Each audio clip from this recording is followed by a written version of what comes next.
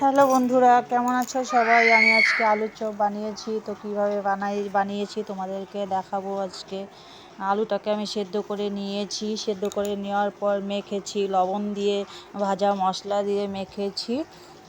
তারপর ব্যাটার বানিয়েছি। ব্যাটারটাকে ময়দা দিয়েছি, লবণ দিয়েছি, একটু লঙ্কার গুঁড়ো দিয়েছি, হলুদ গুঁড়ো দিয়েছি, দিয়ে জল দিয়ে ব্যাটারটাকে বানিয়েছি। তারপর কিভাবে আলুটাকে নিয়ে বানাবো সেটা দেখো। আলুটাকে হাতে চাপ দিয়ে দিয়ে গোল করে নিয়ে তারপর নিয়ে ময়দার মধ্যে মাখবো, মেখে তো গোল গোল করে হাতে চাপ দিয়ে দিয়ে গোল গোল করে পাতলা পাতলা করে নেব। নিয়ে নেওয়ার পর পরপর করে বানাবো, এক এক করে পরপর বানাবো।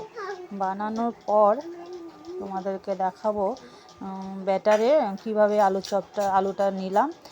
দেখো তোমরা সবাই। আলুটাকে নিয়ে এপিট ওপিট করে লাগিয়ে এবার তেলে ছেড়ে দিব।